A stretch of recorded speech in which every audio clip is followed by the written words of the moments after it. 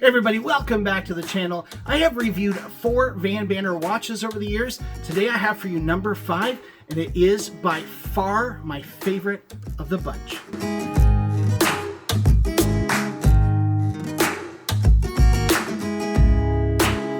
Vanbanner. I've been a huge fan of Vanbanner from the very beginning, and I've reviewed, I think, all of their watches, if not most of their watches. I really enjoy their creativity. All of their watches seem to have some sort of creative element to it. And I've seen a sneak peek of something coming up that is absolutely wild. It's a total monster of a watch. But today before us we have a pretty, at first glance, pedestrian sports watch. But actually, you're going to want to stick around because this watch has a few tricks up its sleeve. Nothing on this watch is off the shelf.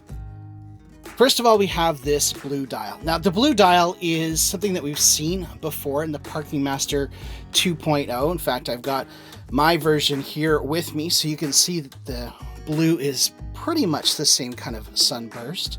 We've got applied markers. Vanbanner loves to use applied markers, which I know we all enjoy.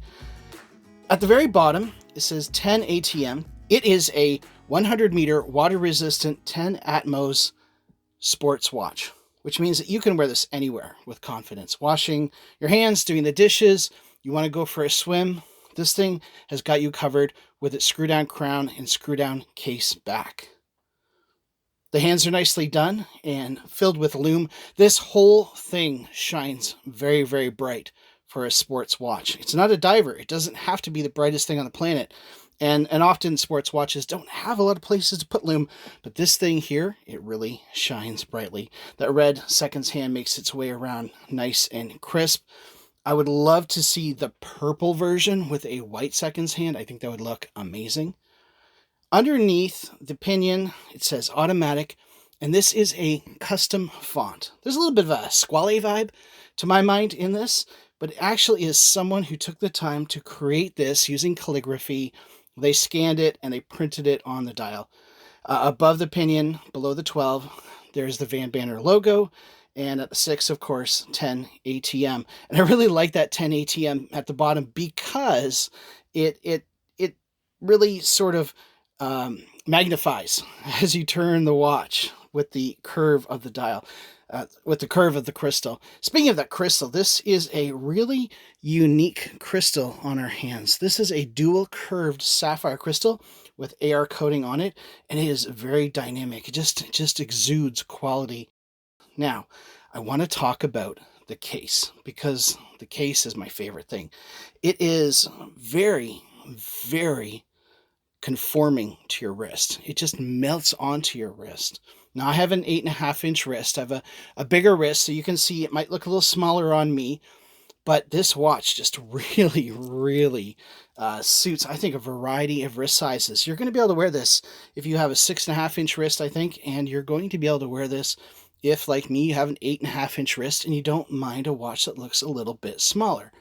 But part of the trick of this is the whole watch is dial. So if you compare it to something like my Baltic Aquascoff, which has a dive time bezel on it, it's actually a millimeter bigger. It's a 39 millimeter and it looks smaller. So this 38 millimeter, it wears a little bit bigger than that, 39, almost 40 millimeters on the wrist, which I think is pretty cool trick. This watch has a unique crown to it, sort of a piston crown. It doesn't quite follow the slope of the case as it transitions into the lug. So what they've done is created sort of a little extension, and it looks a bit like a piston on an angle. And on the end of the crown is the logo of this watch. It's not the Vanbanner logo. It is an AO logo because that is what this watch is called. It's the AO watch. And that's not an A0, but an AO. They're actually going to run a contest, and I think there might be a free watch in there. I'm not quite sure the details, but they're going to run a contest to find out what you think AO stands for. I think Alpha and Omega, but I have no idea, and he has not given me any hints. The side of the case is polished, which is really nice for a sports watch, and the rest of it is brushed. It's circular brushed on top, which is just a beautiful thing. which transitions into the lugs. And here's the big trick. This watch does not have a bezel, not even a stepped bezel. The crystal sits right down into the case, which I absolutely love. In fact, I need to try and convince LV to let me help him design a field watch that would fit into this case, because I think it would be absolutely amazing as a field watch. The bracelet is really nice. Now, one of my complaints about the Parking Master 2.0 was that some spots on the bracelet were a little unfinished. That is not the case here.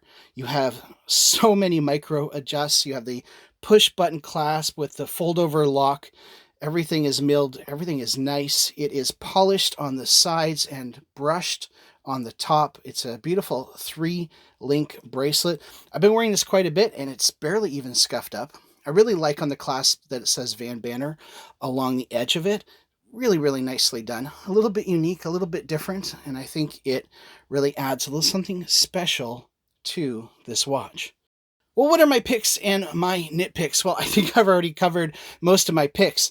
Number one, the case. I love this case. Number two is the thoughtfulness that goes into this watch. Everything is, he's just thought it all through. He hasn't just ordered off of some shelf in a Chinese warehouse. He's actually taken the time and put the work into this, which is what I've come to expect from Vanbanner.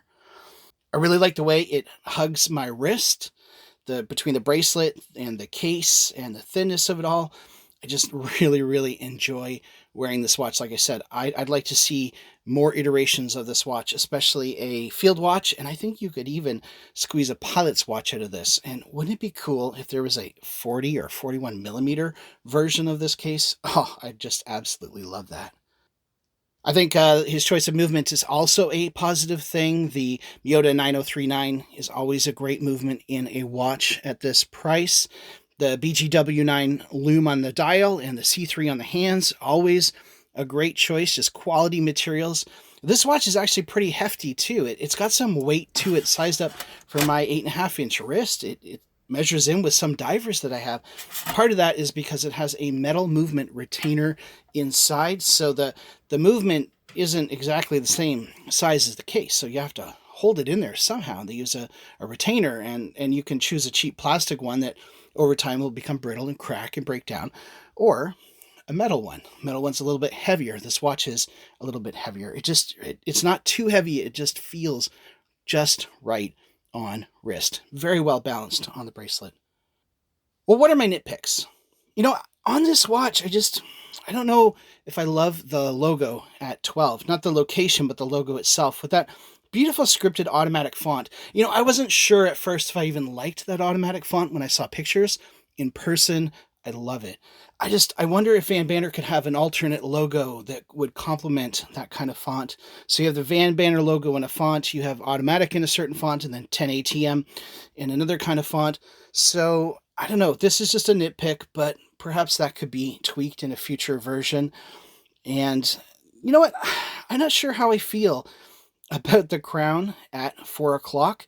It is certainly functional. It certainly goes out of the way, but it certainly gets out of the way of your wrist. But that pusher kind of style, it's not quite as refined to me as the rest of the watch, which is kind of sleek and flowing. I don't know. I think there's something that could perhaps be done there to maybe sort of trim that down a little bit. But again, I think it's just fine. I call this a nitpick for a reason, of course. Now, one big thing. This isn't a nitpick. This is a huge thing to tell you. The price on this thing is 656 Canadian dollars, but until the end of June, it's 50% off. That makes it 328 Canadian dollars. Do you know what that is in US? 255 US dollars. All you have to do is put in your promo code and you can get one of these for 255 US dollars. We're talking about a watch that's 38 millimeters by 46 millimeters lug to lug. Like, this is a great sized watch. It's unique. It's original. It's very well made with a great Miyota movement for 255 bucks. Like, we're in AliExpress territory here, but this isn't something that's just been cobbled together. This is a watch that's been given great thought, and no one else is going to have it on their wrist. So check this out. If you like it, I would order sooner than later. I know the Parking Master 2.0 went out of stock pretty quickly, so go ahead and order one of these online. I'd like to thank you all for watching. I really do appreciate it. If you feel like liking and subscribing, go right ahead and do that. It really goes a long way to propping up my fragile ego. And I want to thank Vanbanner for gifting this into the channel. And I should have told you that right at the start. This watch has been gifted to the channel, but it in no way changes how I feel about the watch. I'm always honest. I've always got my nitpicks, no matter if it's been lent in, or if I've purchased it myself, or if it's been given to the channel. Thank you all for watching. Hope you have a wonderful day.